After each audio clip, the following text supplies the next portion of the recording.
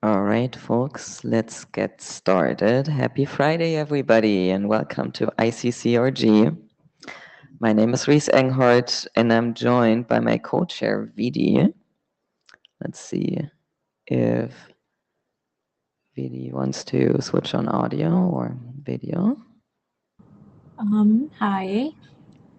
You're fine. You're good. I'm going to pass you slides control so you can take us through our chair slides. Awesome. Do you hear any echo or anything on that side? I can hear you well. Okay, great. All right then. Let me just turn on my video real quick. All right. Hi everyone. Today, welcome to the ICCRG meeting at Vancouver. I am remote.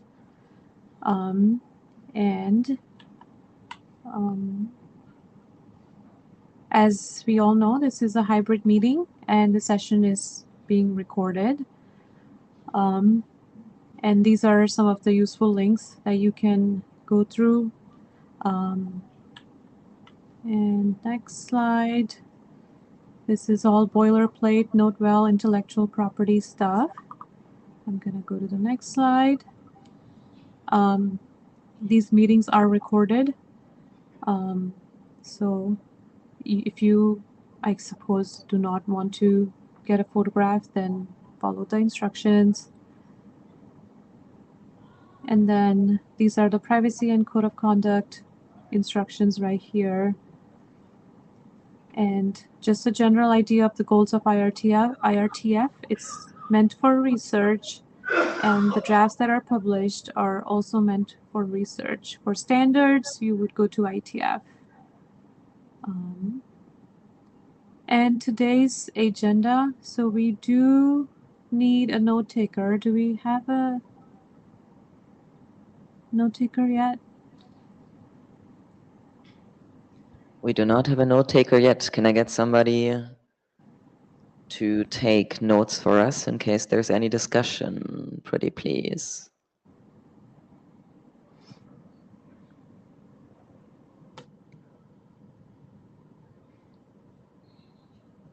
Oh, Neil volunteered to take notes. Thank you so much, Neil.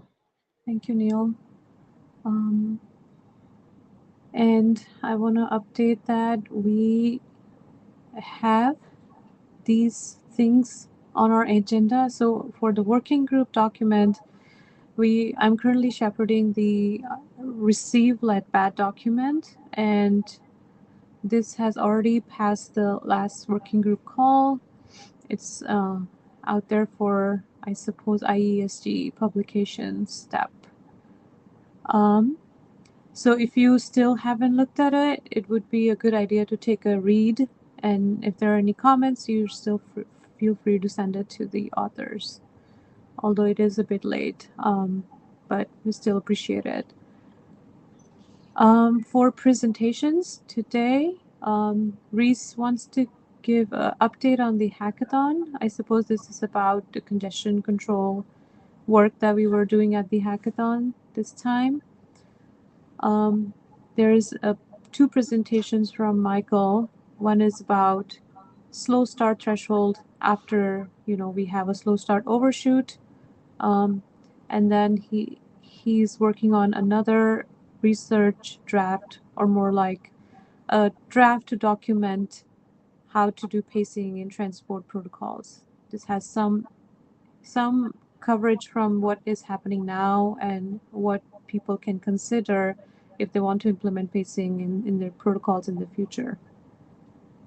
And then Kuhn will present L4S and Prague congestion control as well. So I think he gave some update in CCWG, and in this one it's going to be a more elaborate discussion about Prague. And then Matt is planning to present congestion control response when your application limited, which is also, I think, was discussed to some extent in CCWG. So these are mostly today focusing on congestion control, pacing, and related stuff. So that's what we have for the agenda. Is there anyone who has any concern or question, comments?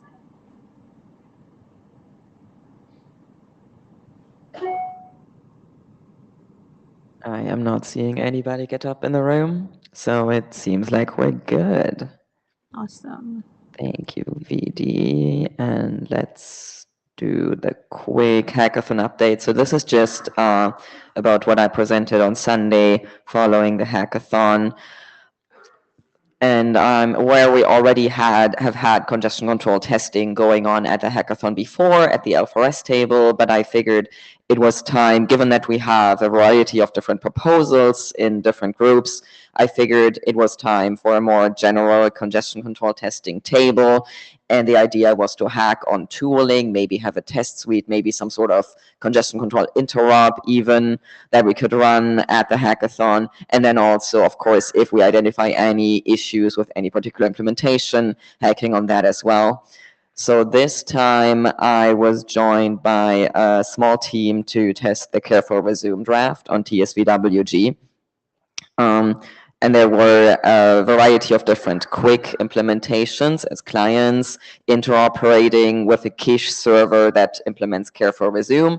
And they were connected using an NS3 simulator in emulation mode, emulating a link with 600 milliseconds delay and 10 Mbps, because we wanted a specific bandwidth delay product and we're only able to achieve a low throughput due to NS3 limitations. We kind of made it a long satellite link. And then there was the Careful Resume jump of 400 packets. So here's just a quick overview of the results, and Gori has presented details in TSVWG, but the gist of it is that all clients exhibit the Careful Resume behavior, but there's subtle differences between them, so they all end up with a slightly different CWIN. But this is basically what an interop matrix of sorts could look like. But I would like us to iterate on sort of the different things we test. But yeah, I feel like this was a good start, and I would like to get more people involved. So I'm planning to reach out to potential participants for the hackathon in Dublin, and then bring back the congestion control testing table. So if anybody in this room or this session is interested in joining, please send an email, or just show up to the Dublin hackathon. And thank you for this time. Thank you to Gori and his remote team for the careful resume testing to get us started. Does anybody have any comments or questions about the hackathon?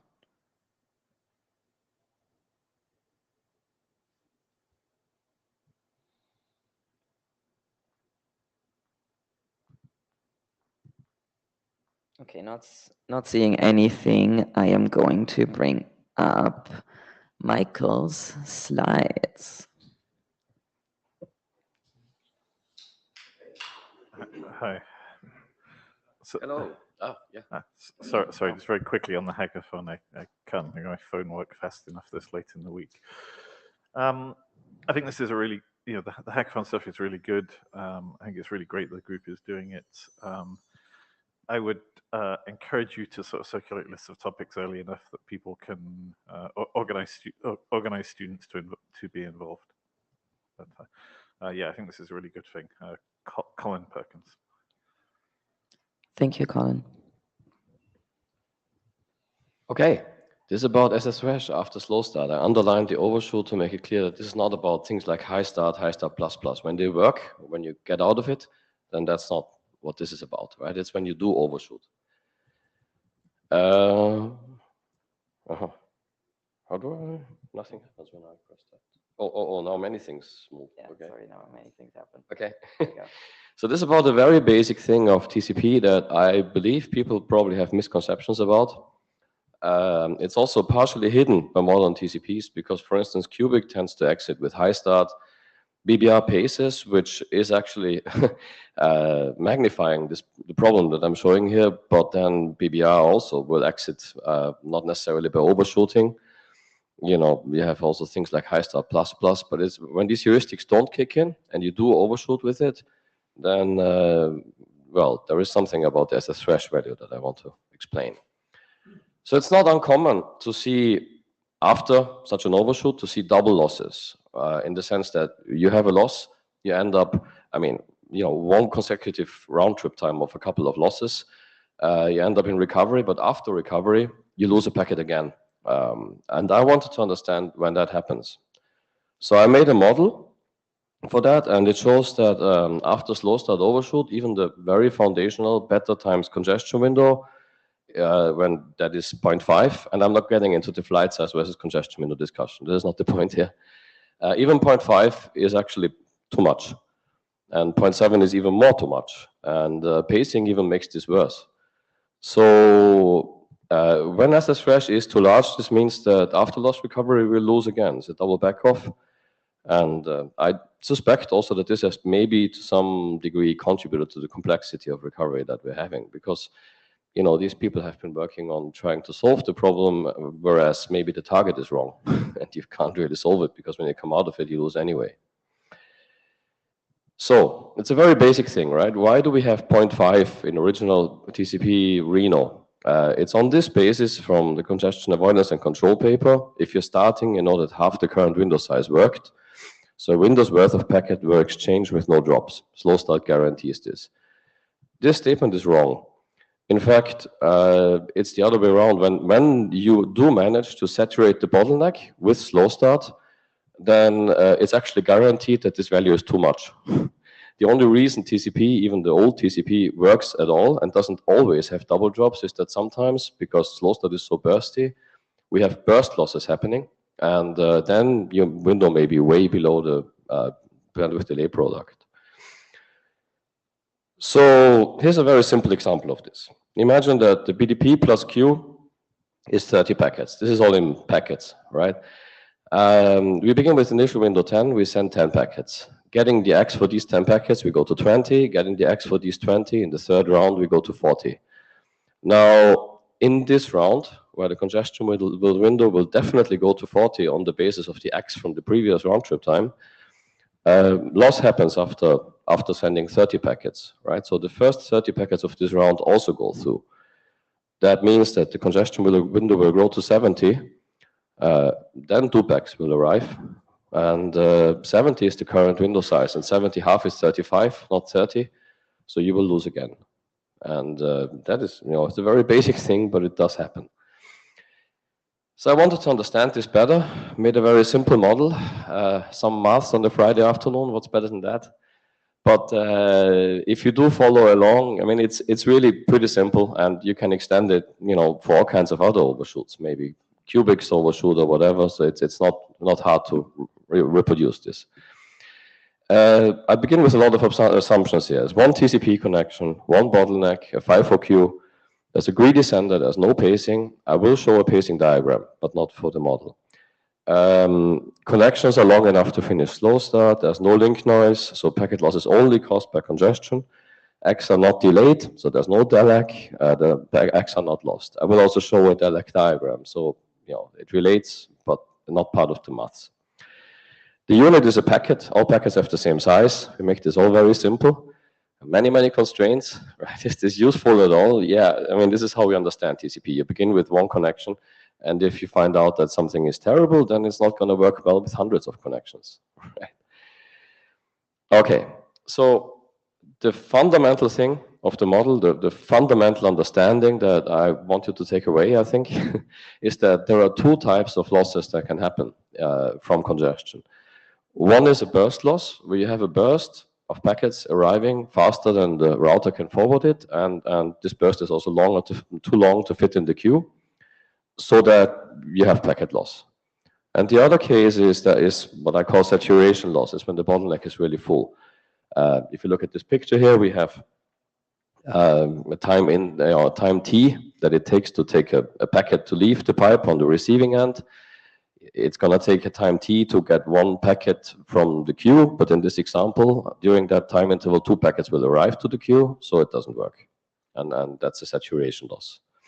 And, slow start ends when one of these 2 losses happens, right? It's simply. So basically, I can already tell you my model has a big minimum function at the end, right? It's calculating, will burst loss happen? Will this loss happen? It happens when the minimum of these 2 applies.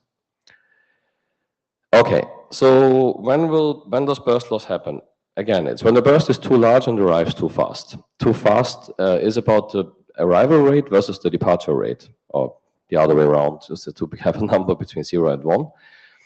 And then there is a special case that makes the whole model a bit more complicated, that maybe you're doubling the rate in slow start, but maybe you can't. For instance, if the bottleneck has 100 megabit and the links before the bottleneck have 124 megabit or 125, I don't know, you can't go to 200 because the capacity just isn't there.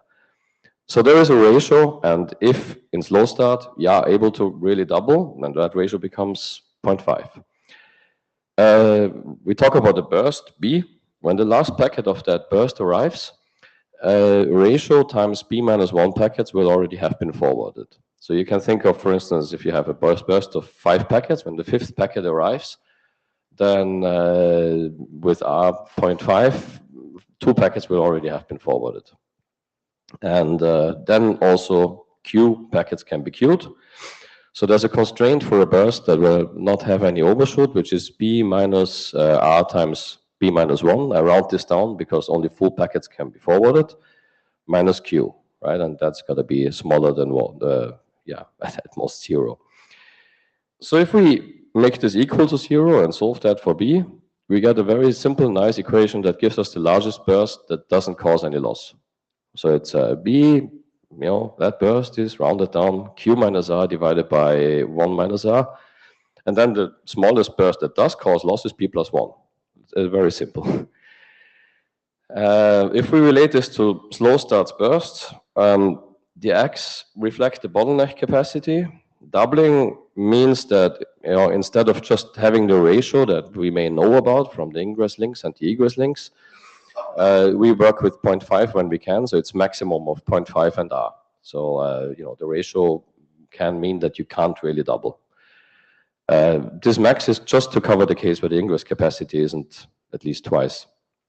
Now, packets in slow start, when you do it without any pacing. They're sent as tuples of 2 with some space in between. But that really doesn't matter for the model, because all that burst altogether arrives faster than it arrives at normally twice the rate at which the bottleneck can forward it. So we can ignore the fact that it's in this microburstiness, that it's in tuples. So slow start begins with an initial window V0 in every round I, starting from 0. TCP sends B0 times 2 to the power of I packets, right? 2 to the power of 0 means 1, so you begin with initial window, then you have twice the initial window, then you have 4 times the initial window, and so on. Now, if no initial loss happens, which means that B+1, we had that as the large, the burst that the smallest burst that does cause loss. If that is bigger than B0, then no initial loss will happen. It won't happen in the initial window. And if we call K the round in which the loss happens, then we can make an equation here to say B+1 is smaller or equal to B0 times 2 to the power of K. If we turn this into an equation, not a smaller or equal, and turn it around, then we can get K from that. And then we don't need to round down for B anymore, because actually the round is not influenced by fractions of packets. And in this calculation, K gives us the round in which the loss happens, right? So, for instance, it can be a number like 1.3, and 1.3 means it's larger than 1, so it's not round 1, so it's got to be round 2. That's why we have to round up the whole thing. Getting from a round to the congestion window, there's not much more left from this model. Now we know the number of the round. Okay, and in this round, the congestion window will definitely become B0 times 2 to the power of K. But if you remember this example I gave you of BDP plus Q is 30, then I told you that the packets of this round will also go through the Q, and they will also cause X, and they will make the window grow more. These are exactly B packets, right? It's exactly the burst that doesn't cause loss. So we get basically something like, for the top congestion window at the end of slow start, something like B0 times 2 to the power of K plus B. It gets a tiny bit more complex just because of this ingress capacity thing. We cannot always assume it's 0.5. And also because we didn't, we assumed no initial loss here, right? So we need to have that possible case also in the model. But we can use the equation for K to test for that. So we can say with the ratio being R and not 0.5, is K 0? And if it's 0, then loss will happen in the first round. So we're getting there. We can now use I for the round in which the overshoot happens. And define it like this. So I becomes relatively simple, rounded up log 2, K over B0 plus 1. If it's not, if loss didn't happen in the very first round, and if R is really 0.5 because we're in slow start, and it's K in case R is bigger, which means that the ingress capacities limit us, and 0 otherwise. And using I, we can define Ri, again, to cater for that case of the ingress capacities. That's a bit annoying, makes the whole thing slightly more complicated. But then we can write C-wind max as a burst, the type of burst loss is B0 times 2 to the power of I plus this equation for B here. We can simplify it a little bit. It looks more complicated, but it's simpler actually, because the previous equation depends on I, and I depends on K, so it's like a couple of equations in sequence. Whereas here, we have a few pretty simple cases, right? You have the case where loss happens in the first round, where it's just B0 plus Q minus R over 1 minus R. And then you have the other case where you are able to double, and it's not the first round. And then there is the third case, which again depends on I, which depends on K, but that is a very special case. That's when it's not in the first round, but you are limited by the ingress capacities. So when loss is in round 0, that's one thing to take away, and it depends only on the initial window, the Q length, and the ratio. And any later loss depends really only on the initial window and the Q length, not on the link capacity or anything. We get to a really final one, including saturation loss. The maximum window in saturation is very easy. That's just when you have everything full, and then it takes you another full round trip time to get all the X that, well, to finally get the X that tells you about it. And in the meantime, the window has grown by another BDP plus Q. So it's 2 times in bracket BDP plus Q. And the maximum window that you have is the minimum of the saturation window and the burst window, and SSResh is beta times that. Now, this is one final equation. If we forget about this nonsense of, it could happen in the first round, the ingress capacity might limit us, all these corner cases, the basic thing, is just this equation at the bottom, which is beta times the minimum of 2 times BDP plus Q, and then this thing here with some log. Okay, a lot of theory. Let's get real. I come to diagrams, and in these diagrams, the Q length was varied from 0 to 2 BDPs. That's for all pictures that you'll see. As I started, for every line of maths that I did, because I'm not good at maths, I doubled and triple checked with NS2 because I thought this gives me a very basic, very foundational slow starts, no tricks, nothing. And you can see that this is spot on. Right, the model would be the minimum of the 2 lines, but I'm showing both lines all the time so you understand if you do reach saturation or not. Now, I tested in Linux, and it's also spot on, which made me very happy. This is Linux without delayed X. You see that the red marks. This is where SSResh, and you see that it's always on the line, so it completely works. And what is interesting is what we can see is as soon as SSResh does reach that saturation line, we get double losses. So the blue crosses below, they are the minimum SSResh taking over a slightly longer time period, a second or something. So you see that SSResh once goes down deeper, and then TCP behaves very normal. And this is really inevitable with 0.5 or anything higher than 0.5 in that right range. Then there are the losses on the left side, the double losses. These are unnecessary. These are cases where recovery could have done it better, with some more fixing. If Marco Koyo and Neil and all these people have more patience. Then there's a picture with delayed X. I think this could be incorporated in the model. You see that this is roughly the same thing, right? It's a bit more jittery. There are a few cases where the window goes even larger, and I put vertical lines to show that the cases where it goes even above the SSResh, the saturation line, it actually has triple losses every time. I don't honestly know why, but the reason I did not incorporate that in the model is because delayed X and slow start are based on heuristics, because on the receiver, it's trying to guess if the sender is in slow start, and I did not want to put that in the model.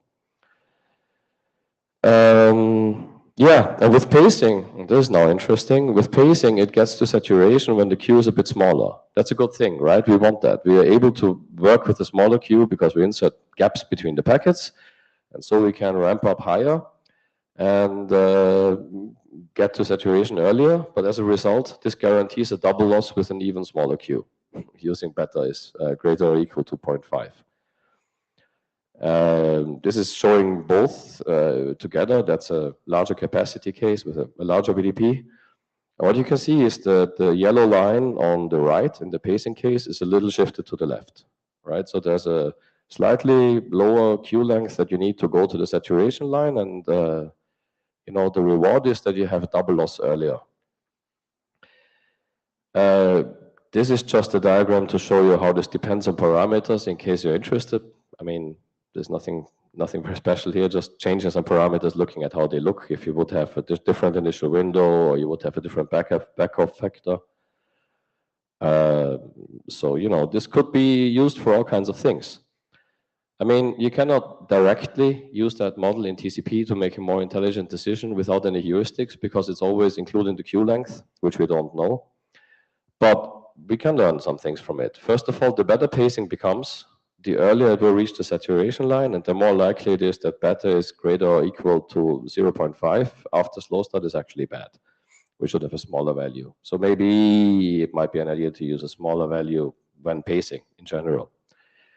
There could be heuristics, right, to check which line we're on. You could try and guess the queue length or something, looking at delay, decide about beta or initial window from history. There are many things we could do here. We could adapt this for ECN, could adapt it for S, right? I'm a poor academic, right? If you think this is cool, then please don't do that without me. And I was asked, what? Yeah. Okay, you want to go right away? Yeah. Sorry, I went on and on and on. You had a question before already. So it's really cool to see this stuff written down. Some of this I did on the back of the envelope. I don't want to admit how many years ago. One of the things you might consider looking into is if you save with each segment the CWIN to the time the segment was sent. yes, That's actually a better starting place for setting SS thresh. yes, I And completely agree. That implicitly gets you a factor of 4 in slow start. Yeah. The other thing is comparing CWIN to SS thresh and changing the multiplier to factor of 4. I think I've seen that code shipped someplace, but I don't recall. It wasn't recently. Okay. Both of those help. The second one, of course, is a heuristic. The first one is. Yeah, but in my opinion, not using the congestion window at the time the packet that caused the loss was sent is almost a bug in TCP. I mean, that would be the right behavior. I would agree with you that, yeah. And especially since the newer TCPs keep more state about each segment sent. Yeah, that's an obvious fix. So it's just the last slide here. Just a quick one about HiStar++, because I was asked to talk about that. My problem is I'm not a fan of doing maths without validation, also because I'm not good enough at it. So and I didn't have any open source code for HiStar++. So just to give the idea, right? The presented logic applies to overshoot in general. It's just when you overshoot only one packet in Reno, it doesn't really matter, but it could apply to all kinds of things. HiStar++ has this conservative slow start phase, which is like slow start with a smaller exponential base. So this probably affects R in my model, and 2 in the equation of CWIN is B0 times 2 to the power of K, right? Will probably not be 2 or something else. And probably there's no longer 0.5 in R1 and Ri, I mean. And also in the final equation, right, this is all based on power of 2, so if it's log 2, that will probably become log of something else, but that's pretty much all it is. I mean, if small changes to the model, you can calculate that. That's it. Neil. This is really interesting work, and I agree this is a really good area for working on improving TCP. I wanted to follow up on the suggestion made by Matt about saving the CWIN at the time each packet was sent and using that to help set SS thresh. I think it's possible to even do better. And so what BBRv3 does, for example, is at the end of the first round trip of fast recovery, you can literally just count how many packets were delivered. And that, as far as I can tell, basically allows you to measure exactly the BDP plus Q that was available for this flow. It tells you how many packet slots in the wire were available and how many were available in the queue for this flow. And then you can use that and you can make sure that your CWIN is not above that so that you don't have a double loss, as far as I can tell. So I'd be interested if you could maybe do your nice experiments with BBRv3 as well. Okay, yeah. Did you want to? Well, I was hesitating. Yeah, there's an algorithm that I published here several years ago called Relentless. It was about 10 years ago. Called what? Relentless TCP. Oh, yeah. And the algorithm that Neil is proposing is similar to that. The basic issue is you can decrease your estimate of the pipe size by the number of losses you experience. And that's very accurate in certain cases. The way Relentless was done, it was too aggressive in the increase function, and so it pushed everybody else off the network. But it was fun to play with. But I wanted to point out that there's an intrinsic trade-off between 3 things here. One is how fast you accelerate. The other is the intrinsic overshoot from the fact that the control signal is delayed. And whatever set point you pick as a control point, the earliest you can slow down is going to be one round trip later. So you're going to go one round trip faster. And the third thing is trying to estimate the link bandwidth from dispersion type metrics. And there are a bunch of algorithms now out there that are essentially dispersion metrics. They measure how much the burstiness of traditional slow start gets spread out. The problem is dispersion type metrics get confused by things like Wi-Fi, which reclocks the axe. Yeah. And so the conclusion is that on a network where the axes are being reclocked, you've got this fundamental trade-off between how much you're going to overshoot and how quickly you're going to come up to the right rate, which fundamentally affects the performance of transaction-oriented traffic, web browsing, and conflicts with things like L4S and such like that, where you want to minimize queuing. Okay. Is Neil still in the queue, or is that Might again be in an the queue? old hand. No. Okay. Sorry about that. You're fine. All right. So You're happy with that? I'm happy, sure. Just want to share that with the community. No, of course. Thank you for bringing it. And then we have one more presentation from you. Okay, that's a much shorter thing. It's an informational draft that's meant to document pacing, how people implement it, and some, I don't want to say pros and cons, but consequences of it.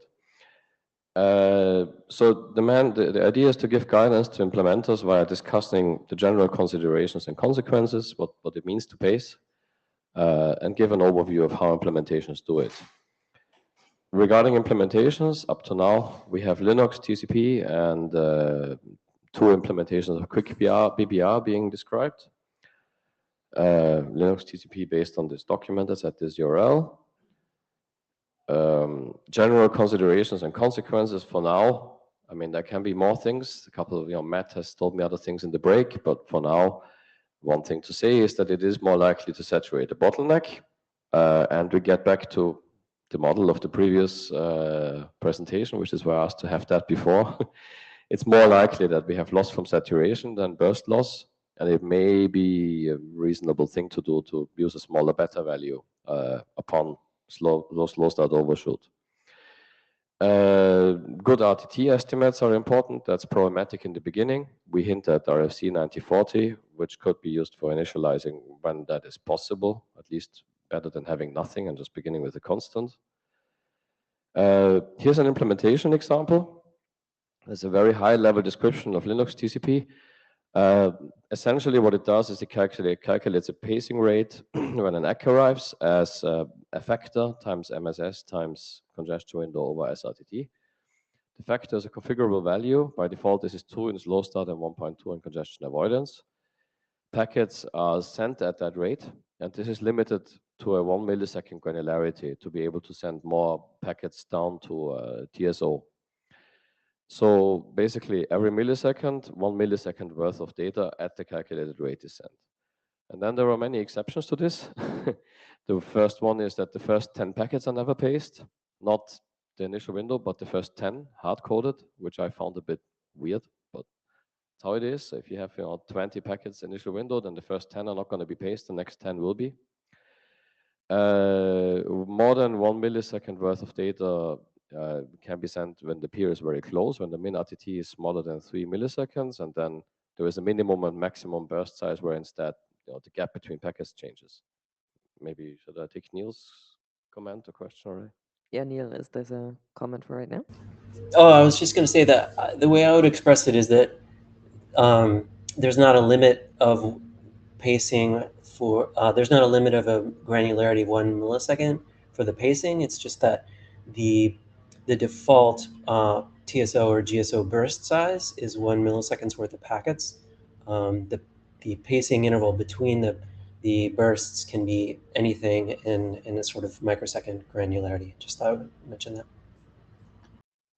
Not sure I caught that. Microsecond granularity? What could you?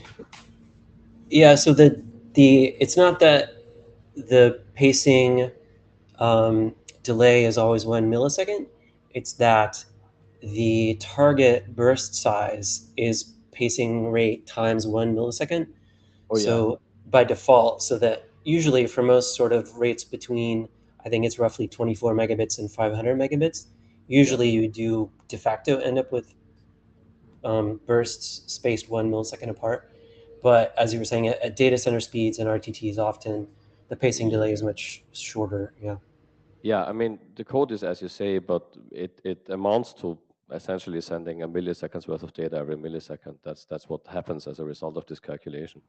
Well, that's not true at higher speeds, right? That's only true up to about 512 Yeah, when the burst megabits, I size is think. more than 64 kilobyte.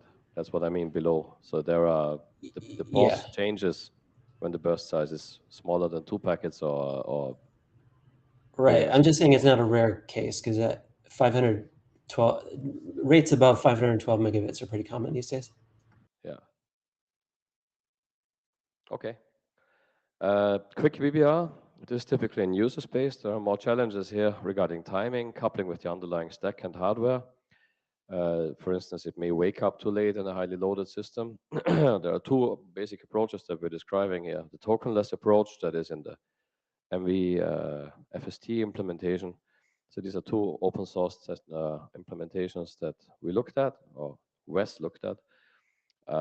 Computes at a regular time interval and batch size, computes a regular time interval and the batch size in number of packets to be released every interval to achieve the pacing rate. And then there's the token-based approach, which usually uses a leaky bucket. And then there are extra tricks, I would say, played to the leaky bucket, like a burst token that allows back-to-back packets after periods of quiescence, or lumpy tokens, things like that. And that's already it. There's an overview of that draft. Thank you, Michael. Did you have any specific plans with this draft? Do you want to add more implementations, or are you looking to publish it in any way? I would like that to be published as an informational document from ICCRG, but we authors also treat it as a slow thing. So I would like to get more implementations documented. And So you're looking for contributions from Yes. other people Yes, documenting yes, implementations. That absolutely. is great to know. Okay, Matt. Great work. I'm glad to see this stuff written down. I want to give a warning on something that you touched on, which is actually very important. I've come to realize that TSO is probably extremely important in terms of having a side effects in the fairness space. In particular, if you pace without TSO, you run up against queue full, you expect your packets to arrive just as a hole was created in the queue by some previous packets draining. And so there's a phase effect type of effect, which guarantees that you lock out other flows, or very high probability of locking out other flows. TSO causes the queue occupancy to jitter by the TSO size, which means that cross traffic can get in more easily. And I've become concerned that some of the simulations that don't do TSO, apparently none of the simulators do TSO today, that simulations on about TSO show artificially high unfairness. And this is sort of a broad concern of the community. It's not specific to your talk, so to bring it up here, but it does seem to be a venue to make some noise about this.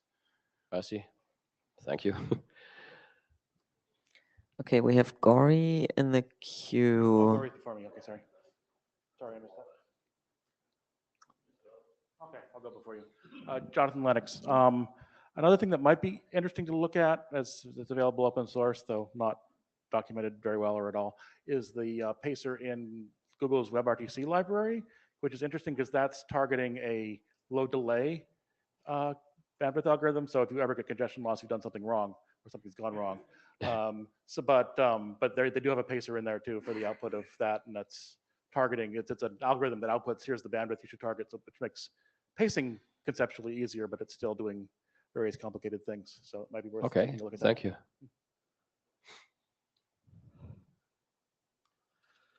Gory first. Hi, Michael. Yeah, we'll read that. That sounds fun. Obviously, we're doing pacing with the careful resume stuff. So we can say in Pico Quick, there's like a scheduler doing this at the top. In the Cloudflare quiche, there's the notion of kind of choosing the rate and then letting TC do all the pacing underneath. which is super cool as well. We'll comment on the draft. I don't have any questions on it. Yeah. Word of warning, if you're doing the Cloudflare approach, you subsume your pacing to TC underneath, you do actually need to do the pacing underneath. I've seen people do simulations, us involved, where we run the thing, it thinks it's pacing and it's not actually pacing. So pacing is a little bit tricky to check what actually happens on the wire, because just because you tell the operating system to do something doesn't mean that it actually happens. And you say you give it to TC. In this case, it's TC. You need to Okay, configure using fair queuing, I you suppose. need to configure TC to do that pacing consistent with what the application is doing, and then it all works beautifully. But there are little pitfalls if you're doing these measurements on real boxes to know that actually the pacing you think is happening actually happens on the wire. I mean, I guess offload also has that same implication. Yeah.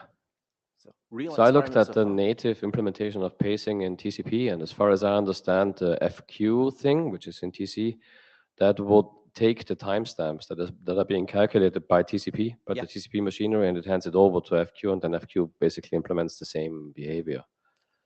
That's how that normally works, I think. That's kind of what's happening in Cloudflare cache as well. I'll let Cloudflare people talk about it in more detail if they wish. Yeah, happily. Nice. It appears we've drained the queue. Did anybody else have thoughts for right now?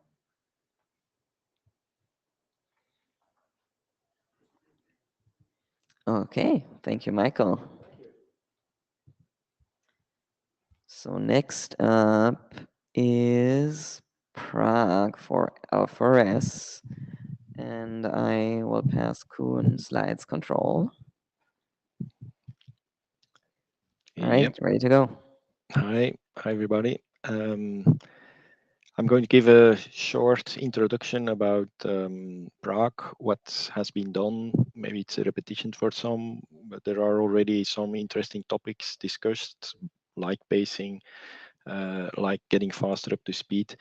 But this gives, let's say, a little bit the overview of what we have today. And then also I want to introduce what we call UDP Prague. It's, let's say, a Prague congestion control object that you can embed in your applications and could be part of QuickStack or even applications directly controlling the source. So one of the big changes, let's say, or newly things in Prague is that it's actually capable of not building a queue, and that the network doesn't need to build a queue for it to control the rate. If you look at today's congestion controls, they all kind of assume that the queue will be built up and that they can base their rate control on that.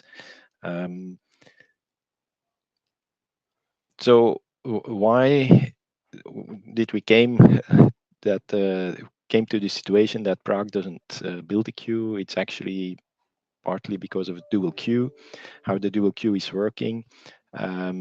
So you can recognize at the right, I guess, the dual queue, and then how it works is that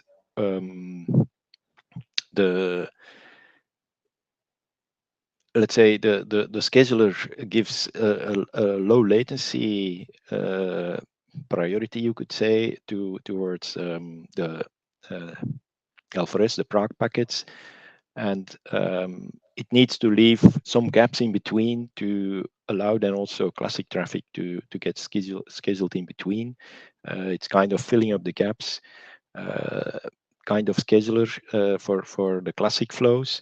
But of course, that means that if there isn't enough space between those gaps, that the queue of the classic will grow, and that with the coupling, we introduce more marks, and the goal of those marks is to just leave more space in between. This is the only way, let's say, to make Prague or the dual pi square work, and avoids a little bit that you need, let's say, a certain weighted round robin. Of course, it's better to have one just in case, but in theory, it's not necessarily. If Prague would always be able to pace small or to at least a low enough bandwidth.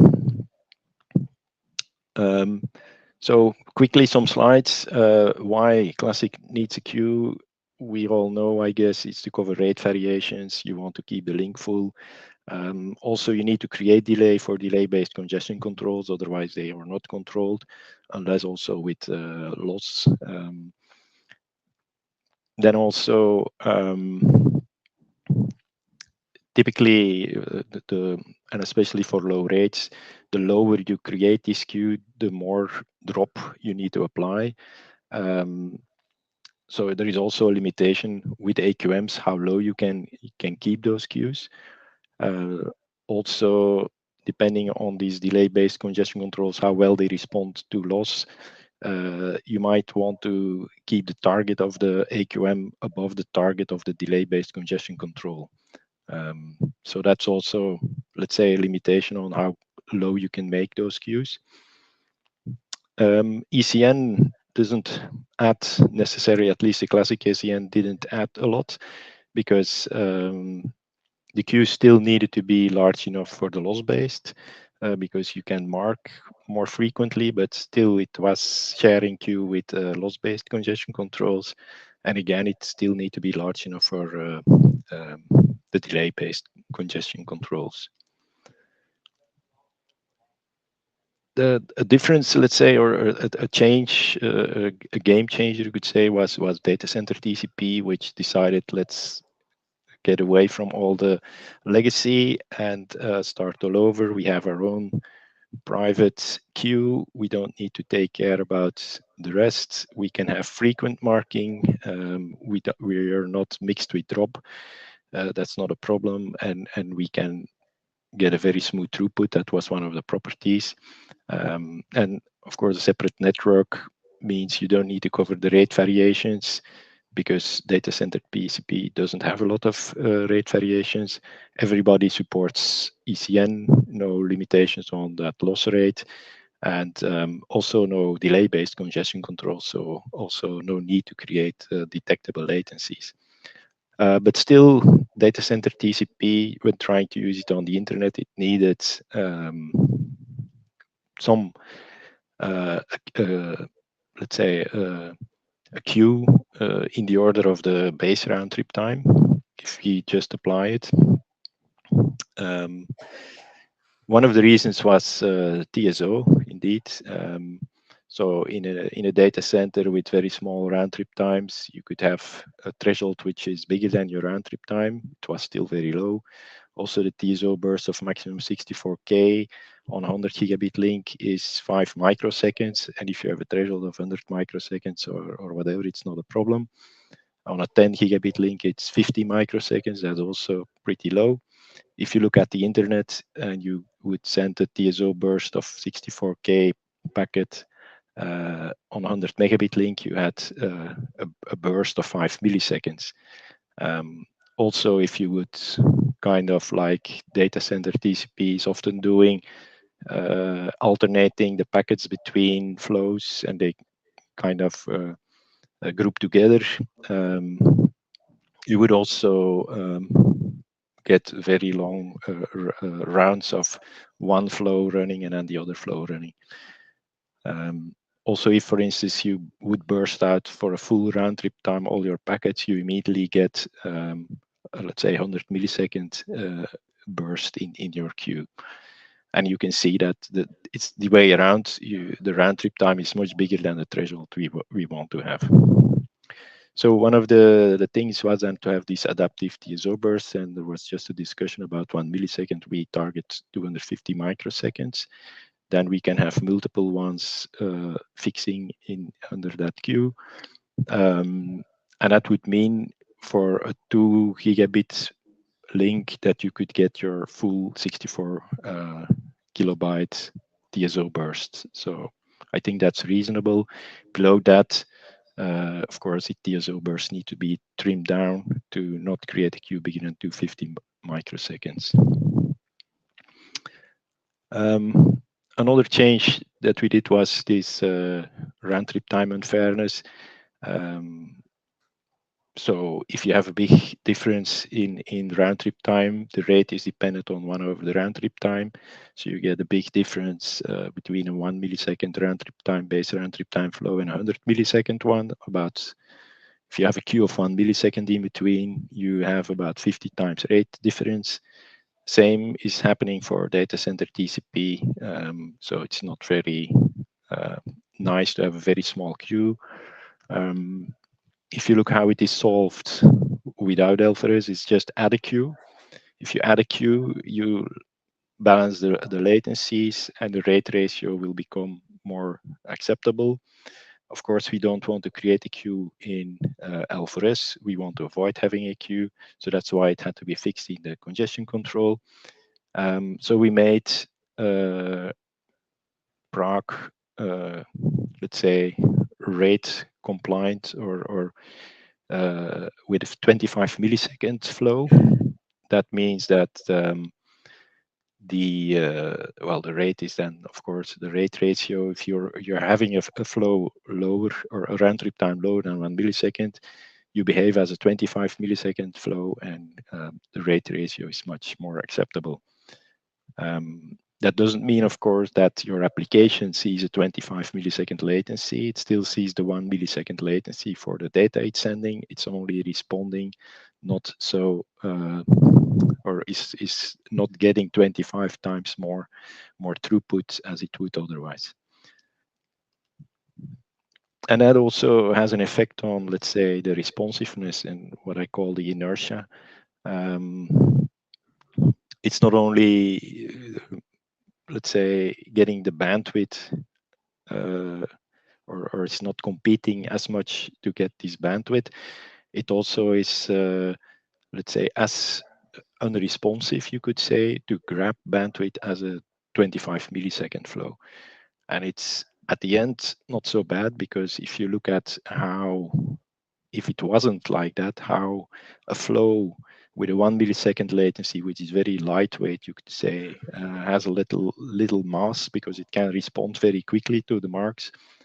How it would compete with a flow which has the 25 millisecond, let's say, inertia or responsiveness, that flow would much slower respond.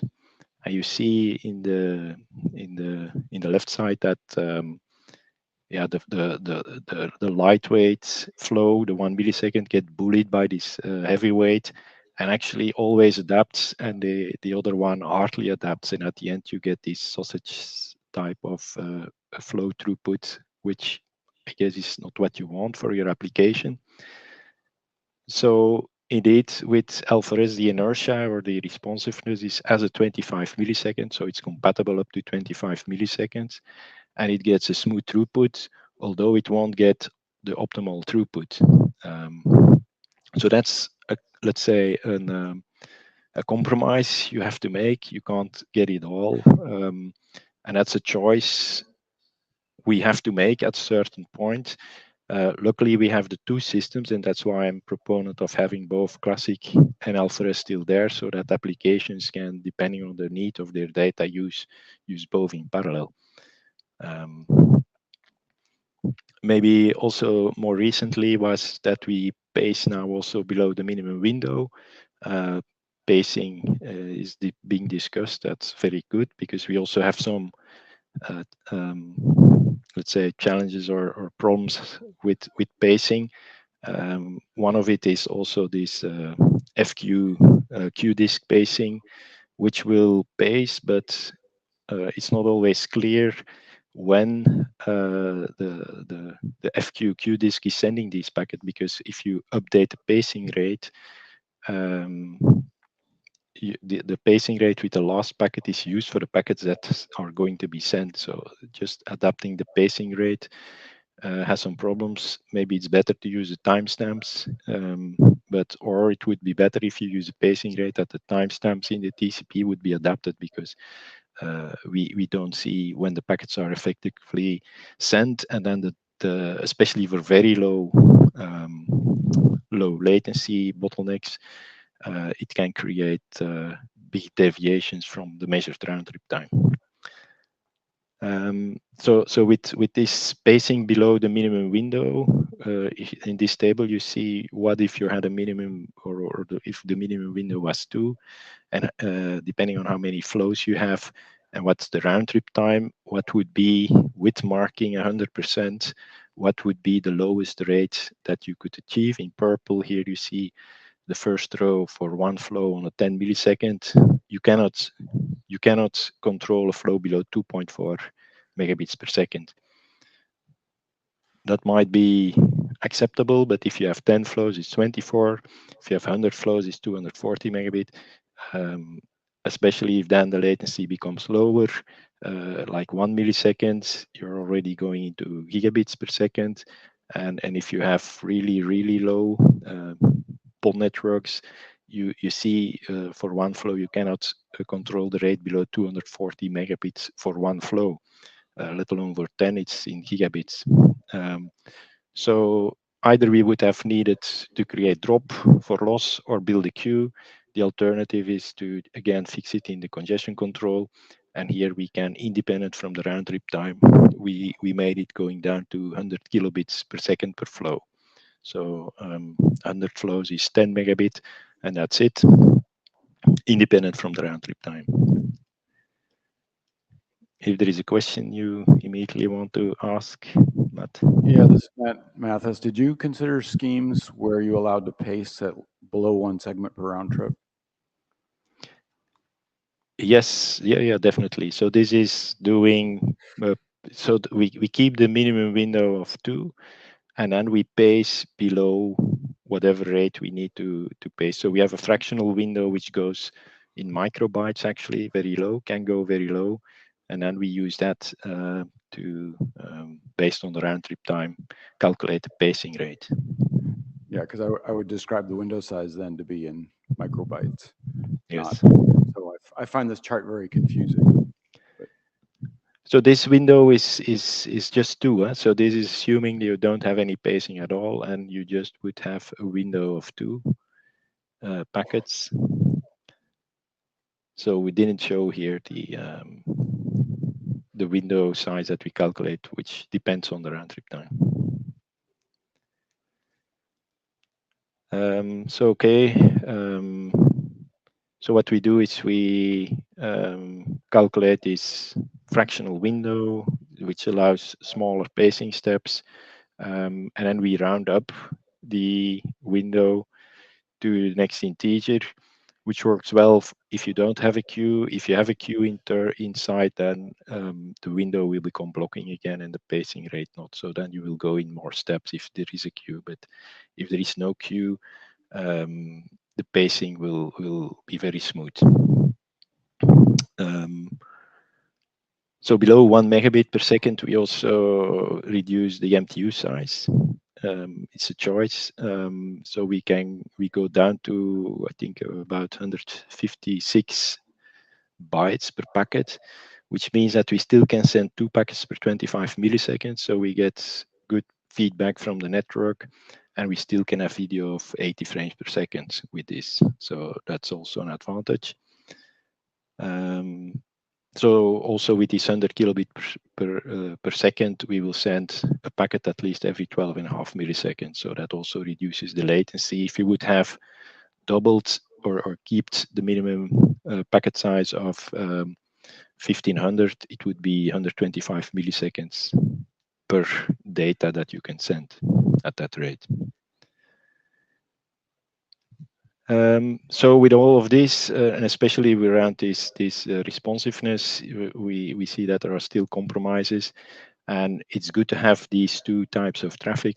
Like I said, here you see, for instance, a flow where, or let's say some plots where we have spectrum utilization. The blue ones are L4S, the orange ones are classic flows, and the green ones is a flow which is an on-off flow. What you can see is that because there is a buffer for the classic ones, they immediately can use any opportunity that is there. They can fill in all the gaps, so to say. Also, if around a bit after 6 seconds, all the orange flows stop except for the dark orange one, which is a single one left over. He immediately can grab all the capacity because he has a buffer. You see also that his buffer drains as well, but he can fully keep the link utilized while the Prague flows, they more slowly go up, and 1.5 seconds later, they are more or less fair. And when the other flows come in again, okay, if the network gives them the time to reduce, they also don't see any latency. So that's again important. This is an opportunity so that the networks can further improve and have other strategies than schedulers to control the rate and to make and also to keep the latency low for these applications. We should think not only trying to solve everything in a congestion control. If you collaborate with the network can also do a lot to improve. If, of course, on the other hand, a congestion control doesn't need a queue, the network can develop strategies not to build queues as well. So I already said it's good to have two types of traffic. One which prefers to keep the buffers empty because you want low latency. On the other hand, it's also good for the network to have buffers to fill in the gaps. And then even for physical layers, it's also important to know this is traffic that wants low latency. We can treat them differently. It might be a bit more costly. We can compensate it with them getting a little bit less throughput. But it's clear for the network that what are the intentions of the applications. And then we don't need to compromise somewhere in the middle where we have both ends probably not happy. It's better to see those two extremes in parallel and that we can optimize and give them what they primarily want. Of course, it doesn't mean that there needs to be a very big difference in throughput, but there will be some trade-offs to be made. Then next topic is UDP Prague. So we just started, made this during the hackathon, this repository public. We try to build, let's say, this congestion control, which is interwoven in TCP, which is difficult to read. We wanted to have a very concise single source Prague congestion control object with minimal dependencies. You can compile it on any platform. At least we hope so. If you have feedback, if you have problems compiling it, at least that object, then let us know. So it's, let's say, the Prague congestion control that can be used in UDP-based applications, and that want the really low. They want to optimize their application and how they generate data. So it allows also the evolution of Prague without impacting the API. So that's at least our goal. There is now a first version. We will further improve that. These APIs, from that perspective, reasonably stable. But on the other hand, there is also, let's say, how applications will use it might still have impact on the API and how we evolve it. So we will add additional functions, maybe change some functions, maybe how round trip time is measured or how packets are identified can change, and that we can add in these APIs. So we have examples for a sender and a receiver, but the object can also work bidirectional. There is iPerf integration ongoing by Bob McMahon. He's working on iPerf 2. There is a link to the repository. You can, and then also, of course, it's not yet finished. We are still working on it, like features which are already in TCP Prague, but not yet in.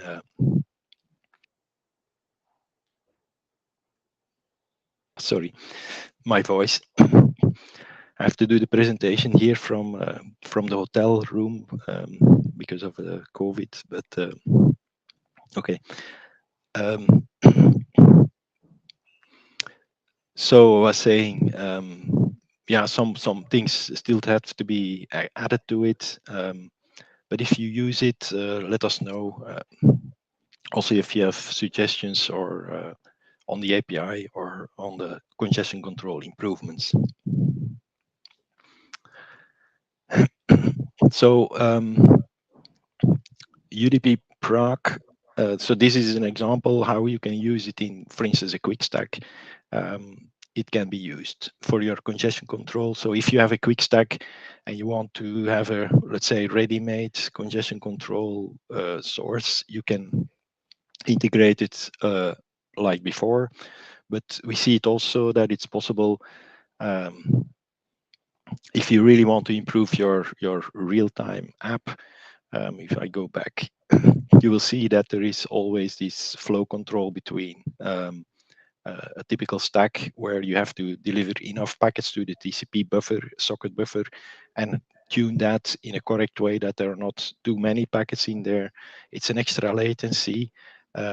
With doing the pacing and the stack in your application, you can directly bind this this congestion control algorithm, for instance, here to video. So you can directly steer the encoder of the next frame size. You get this information, what is the pacing rate, what you might have a send budget, in which time you want to send that frame. And you can even hold packets before starting them encoding because you know the window. And then you can mix in also real-time traffic that you have. Cloud interactions, gaming interactions could be added inside the stream. You have full control without it being blocked or have to wait behind a queue which is in a TCP socket or in your quick socket. Of course, it's also an opportunity to open quick stacks, especially, or even TCP stacks, to give more information to the applications. That's another way to allow this interaction, that your applications directly steer the generation of the data and not get blocked by a stack in the middle. If you really want to make it very fancy, you can do multiple instances of this UDP proc object even, and then have pacers and different pacers, maybe schedulers. You can divide the budget over the different flows. But that's up to those who want to really make their application really low latency and non-blocking. That's it, more or less, from my side. I hope if you have any questions, we still can discuss a bit. Great. Thank you, Koen, for this lovely update. And Matt has a question or comment. First of all, I want to thank you for this deck. This deck would be a huge help. I was away from congestion control for almost 10 years, and I haven't yet gotten my head back around L4S. And so this will really help that. There's one detail I want to ask a question about, this 250 microsecond recommended pacing size. When was that conversation and who was involved in it and how heated was it?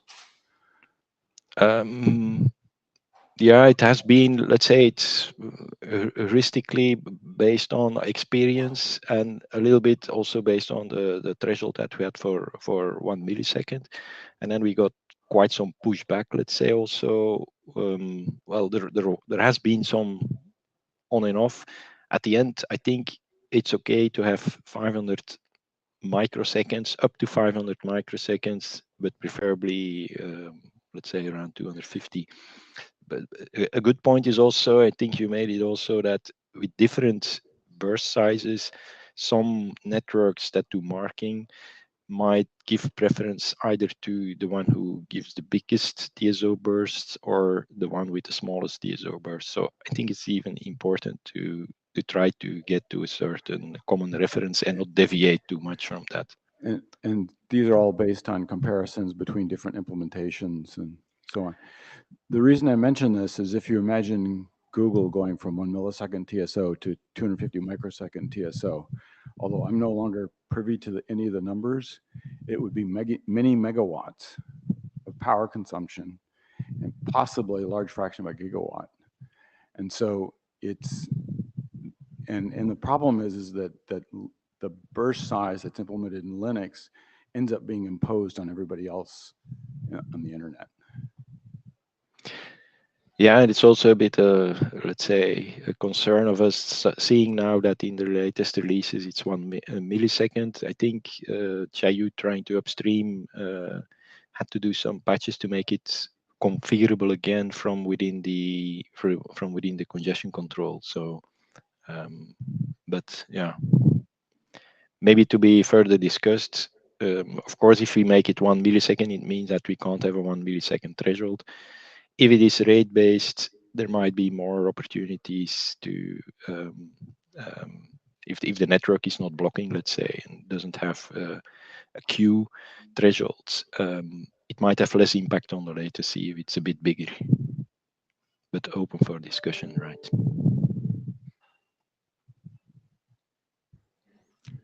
Definitely. Now we have Tianji.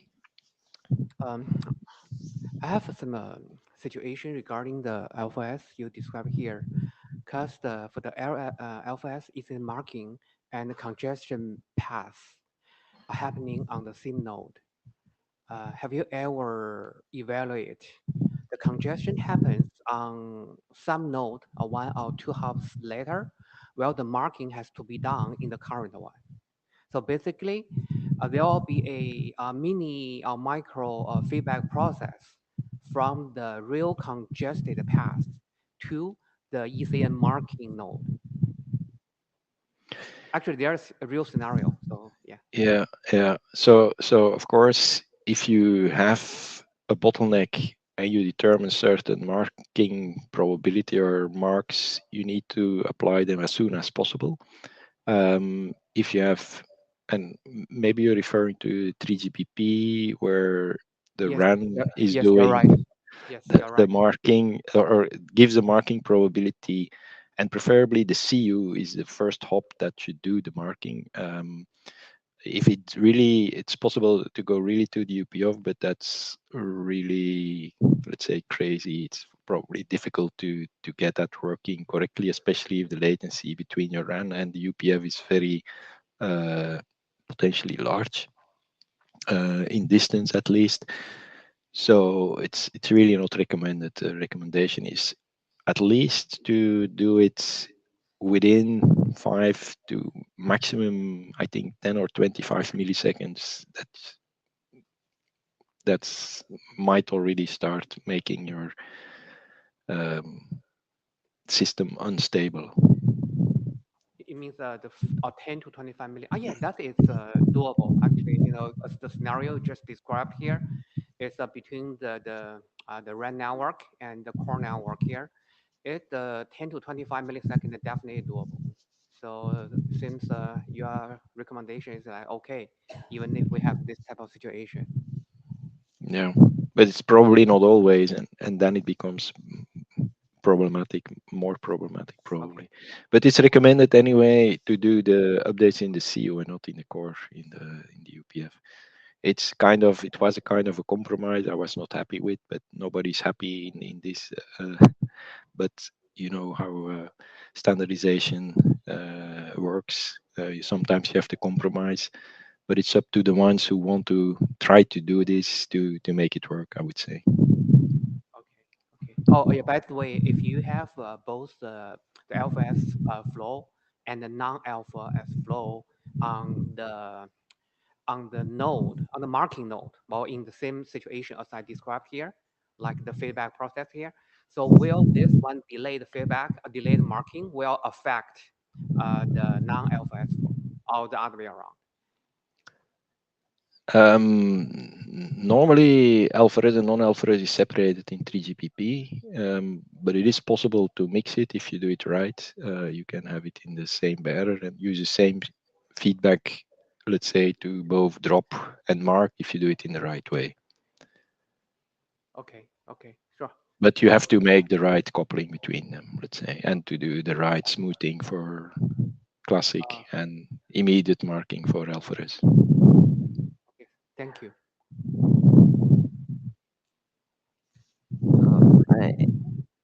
Lovely. Did anybody else have any questions or comments about Prague for now? If anyone is interested in trying this in their applications or in their quick stack, please let us know. We're happy to collaborate and exchange ideas and improvements. Thank you. Yes, please. All right, so that is Prague. Thank you again, Kuhn, for presenting. And now we have one more presentation from Matt, which we didn't get to in CCWG, but we do have quite a bit of congestion control expertise in this room, so. Did you want to? So take it away, Matt. Okay, next, I guess I can do this. So I want to start out by saying I was planning on giving this in CCWG, and I was quite prepared at that point. This time we'll be winging it a little bit more than I would have been. I came across an issue like this. Do it this way. Is this better? Good. Thank you.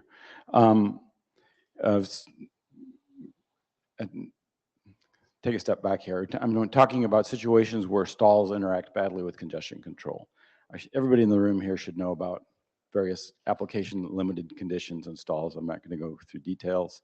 Actually, the tiny detail I want to remind people of is for non-pace stacks, recovery from a stall or after a stall, you almost always have a line rate burst. And that's pretty much for everything. Oops. So here's a protocol diagram of classic fast retransmit and recovery. This is actually looks pretty much like Van Jacobson's original Reno. I've left out additive increase because it makes it complicated.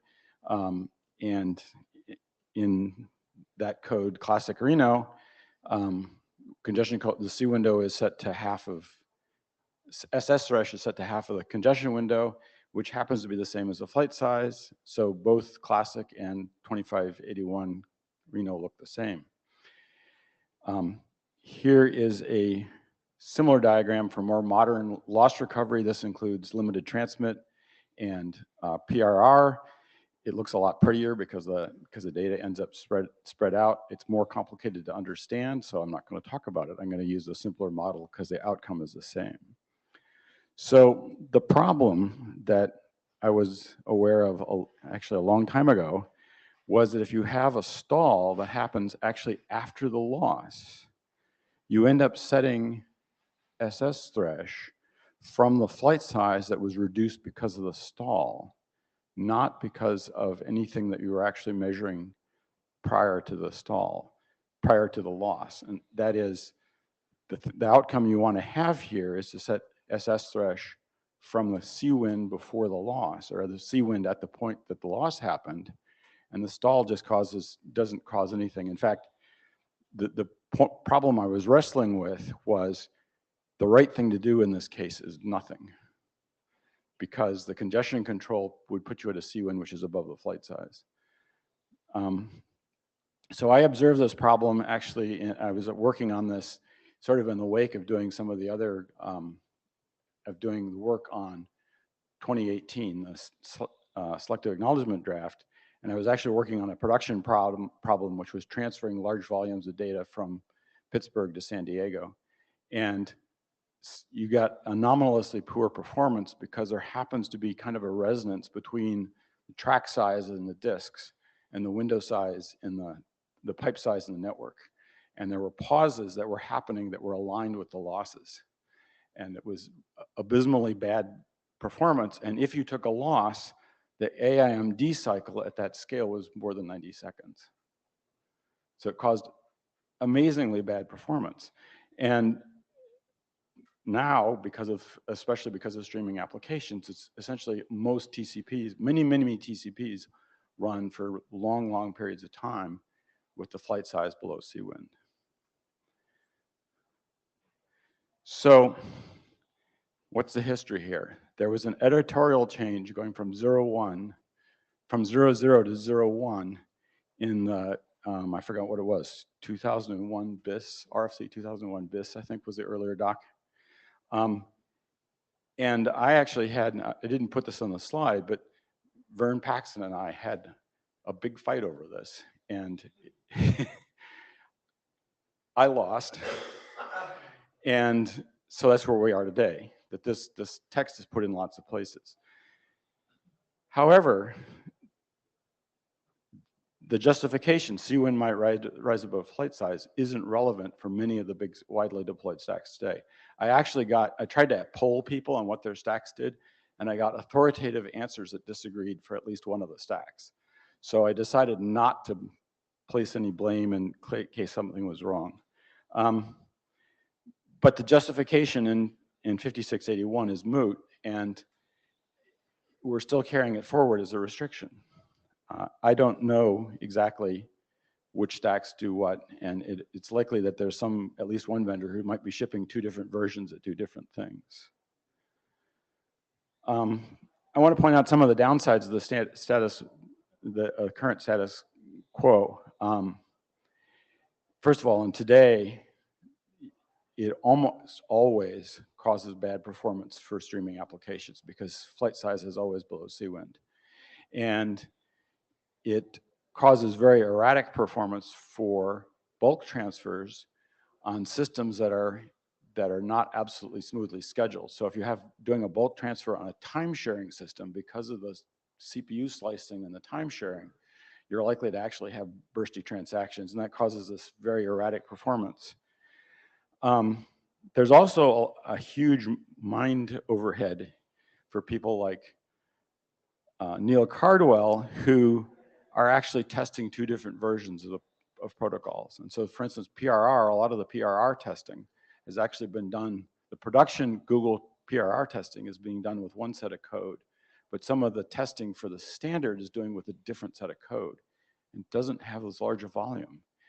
It's also the case that there are a lot of people here who think they understand how the code works in the field, but in fact, the code is different because of this restriction that CWind doesn't grow when it's not there. And the last point is this is a big source of a lot of people, my own and included,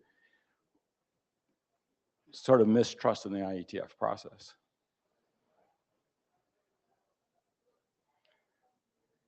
So, short to-do list. Questions or comments?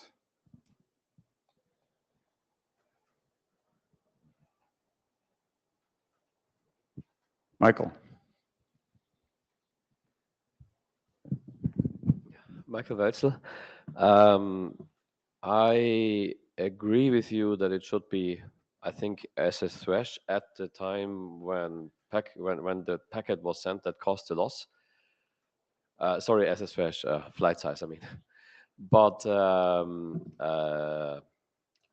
I don't agree that the statement that flight size or congestion window could grow well beyond flight size, I mean, that's not wrong, right? So if I, in principle, always send 20 packets per round trip time, then I can let it grow forever. I can go to thousands. Apparently, there are stacks that do that. That the NS code does that, and that was how people noticed is that it's sort of outside of the scope of the standards that you don't grow CWind when you're not using CWind.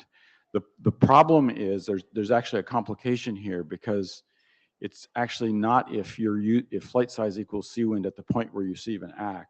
It's if flight size equals CWind at some recent point, because that means you've tested it. If you have an ACK for which flight size is equal to CWind recently, then every ACK is safe to raise CWind. And it's not just a trivial, oh yeah, there's just a 1 sentence that's needed. It actually needs to be an algorithm. And it's actually related to both CWind validation and all of these are related, and they have to do with what assumptions you make if you're not at this instant using CWind, how recently did you have to actually use it? And how do you decay that information? Yeah. Yes.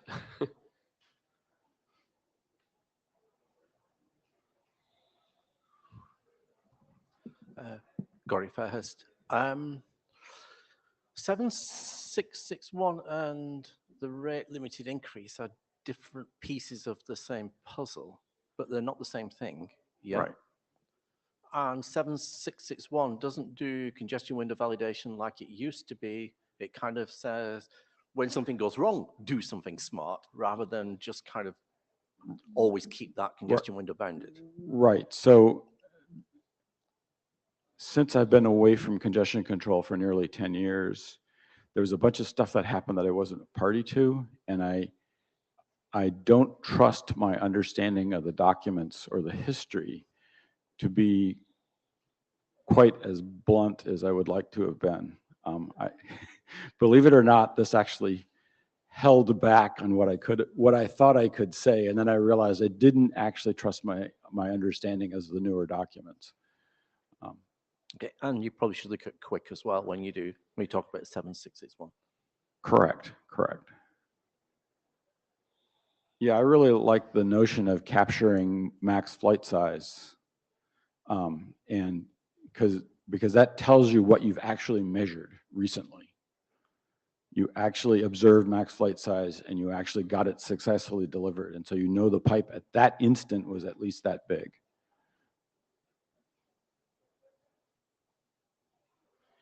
So in CCWG, I might have wanted to propose a work item that's not suitable for this group. Anybody have anything else? Pardon? You can tell us what that work item would have been. Well, anyway. sort of the stuff on the slide with more detail. I mean, we need to understand the diversity of what's in the field. We need to understand the implications of the trade-offs, because the people who have implemented it have done, since it's outside of the standards, the people who have implemented it have done different things, and there's actually advantages and disadvantages, and we have field data because it's been fielded without a standard. It would be useful if the IETF documents incorporated what is already known. So, Neil? Yeah, I just wanted to enthusiastically second all of Matt's statements here and the thrust of the argument here. I think this is a huge issue. We've got this huge discrepancy at the core of congestion control when we look at the difference between the RFCs about TCP and then what actual TCP implementations actually do. And if you actually implement the standard, you're actually going to get terrible performance on all of today's most important TCP applications, whether it's a web browser or streaming, downloading a web page, or it's streaming video, or it's RPCs or whatever. And so I think we, as a community, we need to invest some time and fix this discrepancy. Also, I wanted to mention, I'm not sure if it was clear from the discussion here, that the quick congestion control RFCs already, I would say, fix this. They say that SS thresh should be congestion window times a multiplicative decrease factor. And so in my opinion, it's a little absurd that we have this massive discrepancy between the way TCP handles congestion and quick handles congestion. And I think we should resolve it in favor of the way, quick has documented it and the way that all the major TCP stacks, to my knowledge, have implemented it, which is that SS thresh is not based on the current flight size, but it's C-wind. Maybe we can do something better, but we should definitely do something better than what we have in the TCP standards. So thank you, Matt, for bringing this up.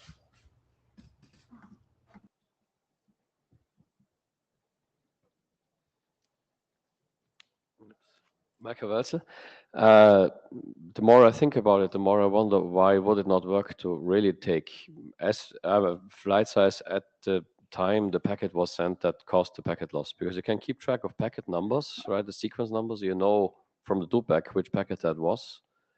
I think that would be the right thing to do. Correct, but fundamentally, it's going to be the ACK reporting that segment at some point in the past. Yeah.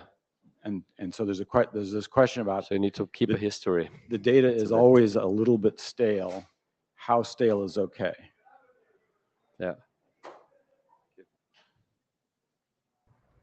Yeah, I agree completely. So that's Okay. all I have. Yeah, Thank Neil, you. did you want to add something? Yeah, I would just add that so the BBR v2 and v3's patch series do exactly that. They snapshot the pipe estimate at the time of packet transmission, and so that's available when you're processing the ACK. So hopefully that's coming to mainline Linux soon. I would add though that I think my gut is that calculating your SS thresh based on the flight size at the time of loss is still a little bit too pessimistic. But I agree, it's kind of an open question that doesn't have an obvious answer. I just feel like if you're mostly doing fine with a C-wind of 1 million and not hitting any loss, and then you happen to send 2 packets and one of those is lost, it would be a tragedy to set your C-wind to 1 just because you happen to send 2 packets and one of those was lost. I think there's an interesting research problem here, I think.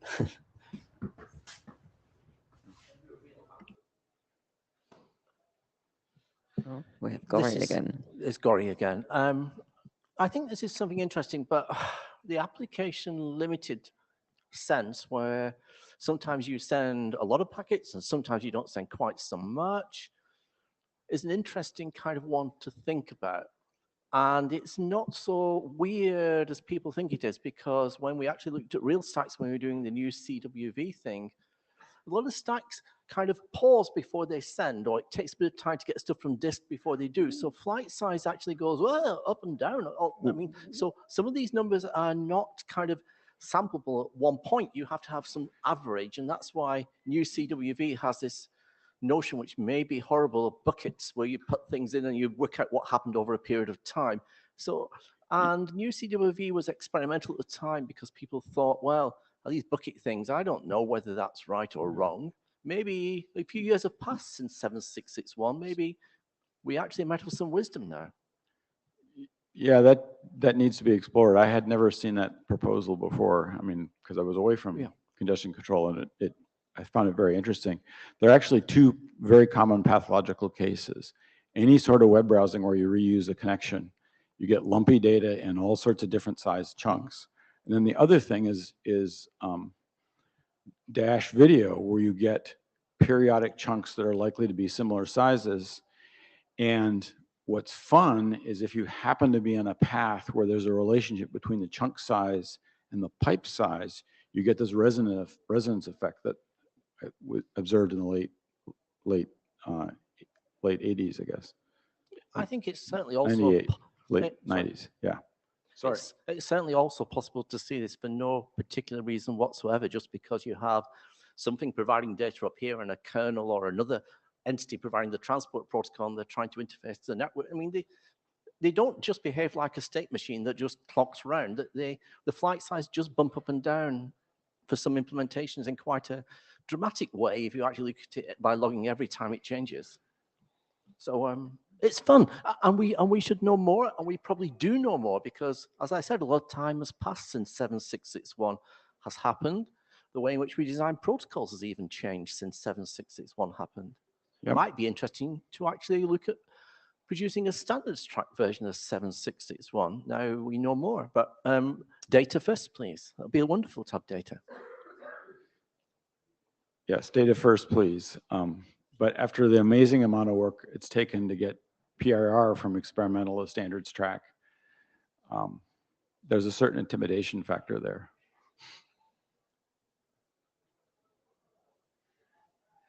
Anybody else? I think I'll sit down. Well, thank you, Matt. It looks like we've got a bit of interest in this topic, so I encourage everybody to follow up with Matt and see where this topic can go. All right, so this was our last presentation for this slot. So unless there's any closing thoughts, I thank everybody for your attention and participation in this wonderful session, and I'm looking forward to seeing people in Dublin.